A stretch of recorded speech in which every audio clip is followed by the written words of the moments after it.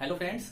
जैसे कि सारे एग्जाम में देखा जाता है कि मैथ एक बहुत ज्यादा जरूरी सब्जेक्ट हो जाता है। अगर चाहे आप एसएससी की तैयारी कर रहे हो, बैंकिंग की, रेलवे की, किसी भी चीज की जानकारी, किसी भी चीज के किसी भी एग्जाम के लिए अगर आप तैयारी कर रहे हो तो उसके लिए आपको मैथ सीखना पड़ेगा और मैथ बहुत जरूरी सब्जेक्ट हो जाता है।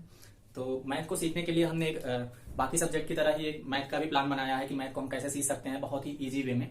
और मैथ को सीखने के लिए कुछ आपको करना नहीं है, बस थोड़ा सा वीडियोस देखनी है और मैं आपको कुछ बुक्स सजेस्ट करूंगा, वो बुक्स आप लगाते रहिए, आपका मैथ तैयार हो जाएगा। अगर देखा जाए एसएससी के बारे में तो एसएससी मैथ आपसे जो पूछता है, अगर सीजीएल या सीएचएसएल की मैं बात करूं या किसी भी एग्जाम की बात कर लो एसएससी की, तो उसमें मैथ जो है लगभग 25% आपकी मैथ, ठीक है, 25% मैथ उसमें आती है। अगर बात करते हैं इसमें आता क्या है, तो एसएससी के सिलेबस में आपका दो तरीके की मैथ आती है। एक तो आपका आता है अंकगणित, ठीक है, अंक गणित, और दूसरा हो जाता है आपका एडवांस मैथ, ठीक है। अंक गणित और एडवांस मैथ को मिलाकर वो क्वेश्चन पूछते हैं आपसे और इजी इजी क्वेश्चन होते हैं, बट हम क्या करते हैं कि हम ज्यादा टफ पढ़ने की कोशिश में लगे रहते हैं और हमसे बाद में जब पेपर में इजी इजी आ जाता है और तभी भी हम उसमें स्पीड नहीं बना पाते हैं और नहीं कर पाते हैं क्वेश्चंस को। तो हम क्या करते हैं, पहले शुरू से बेसिक से सीखेंगे, यहाँ पे बेसिक से लेके बिल्कुल एडवांस लेवल तक जाएंगे। और ये जो 25% का मैथ है किसी भी एग्जाम के लिए, चाहे मैं बात कर लूं एसएससी के लिए, फिर बात कर लेते हैं हम लोग रेलवे के लिए। रेलवे में भी अगर जाते हैं तो लगभग यहाँ पे तो 30% कवर हो जाती है मैथ से, ठीक है। तो अगर ये 30% आपके पेपर में मैथ आ रही है तो समझ ही रहे हो, अगर 100 नंबर में आपका 30 नंबर मैथ से ही हो रहा है केवल, तो मैथ कितना जरूरी सब्जेक्ट हो जाता है रेलवे के लिए। अगर रेलवे में जाना है तो बिना मैथ के तो आप पॉसिबल ही नहीं है, और मैथ में स्कोर करना एक चैलेंजिंग हो जाता है क्योंकि ये बहुत टाइम टेकिंग हो जाता है, ठीक है। आपका समय खराब कर देता है, बाकी सब्जेक्ट भी आपके नहीं हो पाते हैं, ठीक है। तो हम इसको किस तरीके से पढ़ें और कैसे किया जाए कि ये 30 नंबर में कम से कम एटलीस्ट 28 प्लस आ जाए या पूरे के पूरे 30 ही आ जाए।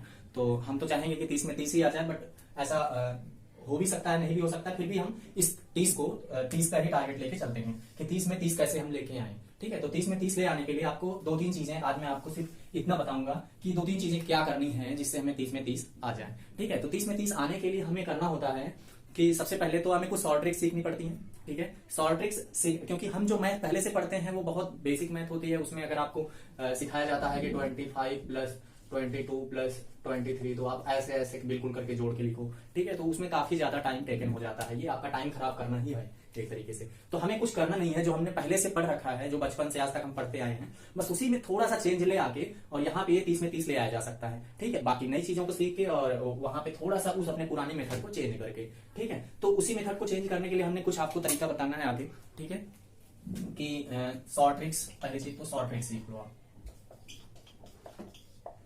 ठीक है। अब शॉर्ट ट्रिक्स अप्लाई करना सीख लो, ठीक है। शॉर्ट ट्रिक्स सीखना बड़ी बात नहीं है, शॉर्ट ट्रिक्स बहुत जगह आपको मिल जाएंगे, लेकिन कितनी शॉर्ट ट्रिक्स सीखी जाए, किसके लिए शॉर्ट ट्रिक्स सीखी जाए, किसके लिए ना सीखी जाए, ठीक है, वो सब हम आगे आपको बताते रहेंगे, ठीक है। पहली चीज तो होगी शॉर्ट ट्रिक्स। दूसरी चीज हो गई कि एक प्लान, ठीक है। प्लान का मतलब आपकी रूटीन डेली, ठीक है, डेली आप इस पे वर्क करो, ठीक है। Without practice there is nothing, ठीक है। तो आपको सबसे पहले प्लान बनाना पड़ेगा कि हाँ डेली मैथ पढ़ना कितना है, कैसे पढ़ना है, ठीक है। और आपको ये 30 में 30 ले आने के लिए शॉर्ट ट्रिक सीखनी है, प्लान बनाना होगा और कोई ना कोई आपको एक बुक्स लेनी पड़ेगी, ठीक है। कोई ना कोई एक बुक्स आपको लगानी पड़ेगी अगर मैथ में आपको अच्छे नंबर लेके आने हैं तो, ठीक है। और उसके बाद आपका आ जाता है प्रीवियस ईयर पेपर, ठीक है। क्या आ जाता है आपका प्रीवियस ईयर पेपर। तो प्रीवियस ईयर क्वेश्चन पेपर भी आपको लगाते रहना पड़ेगा कि हाँ किस एग्जाम में कौन से पेपर में या कौन से क्वेश्चन पेपर में कैसा क्वेश्चन आया है और लगातार कौन से क्वेश्चन रिपीट हो रहे हैं, कैसे क्वेश्चन नहीं रिपीट हो रहे हैं, उनको भी देखना होगा। तो हमें आज एक प्लान आपको बताना है कि कैसे हमें आगे पढ़ना होगा मैथ को, ठीक है। तो मैं आपको प्लान बताता हूं। सबसे पहले हम क्या करेंगे,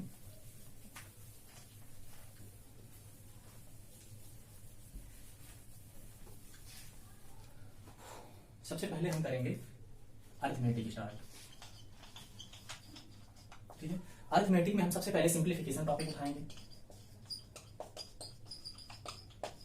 ठीक है। सिंप्लीफिकेशन इसलिए उठाएंगे क्योंकि आगे पूरी मैथ में हमें हर एक क्वेश्चन में कहीं ना कहीं सिंप्लीफाई करना ही होगा, ठीक है। तो हर एक क्वेश्चन में आपको सिंप्लीफिकेशन की जरूरत पड़ेगी, ये कोई चैप्टर नहीं है, ये हर एक जगह आपको यूज होने वाला चीज है, ठीक है। तो सिंप्लीफिकेशन सीख लेंगे, उसके बाद हम आपको प्लस माइनस और ये मल्टीप्लाई और डिवीजन, एलसीएम, ठीक है, HCF, ये सब बेसिक चीजें जो आपको हर एक क्वेश्चंस में अप्लाई होने वाली होती हैं, ठीक है। बिना इसके आगे नहीं बढ़ा जा सकता है। अगर इनको छोड़ दिया गया तो आगे चल के हम क्वेश्चंस करेंगे तो हमें थोड़ी सी प्रॉब्लम आएगी कि हाँ ये चीजें फिर हमने अगर शॉर्ट ट्रिक से नहीं सीखी है, ठीक है, या फिर जैसे उंगलियों से देख के आप क्वेश्चंस को कैसे सॉल्व कर लेते हो, कैसे टैकल कर दोगे सीधा ऑप्शन को, तो उसके लिए हमें क्या करना पड़ेगा, पहले इन बेसिक चीजों को 1 2 3 4 क्लास में सीखनी पड़ेगी, ठीक है। 2 से 4 क्लास लग जाएंगी इन सब चीजों को कवर करने में। उसके बाद हम आपको लेके चलेंगे परसेंटेज की तरफ, ठीक है। तो यहाँ जब आप पहुंचोगे तो ये सारी चीजें आप सीख रखे होंगे, तो यहाँ पे आपको बहुत ज्यादा इजी हो जाएगा चीजों को सीखना, ठीक है। तभी आप आराम से अच्छे स्कोर कर पाओगे, ठीक है। तो मिलते हैं अगली क्लास में सिंपलीफिकेशन।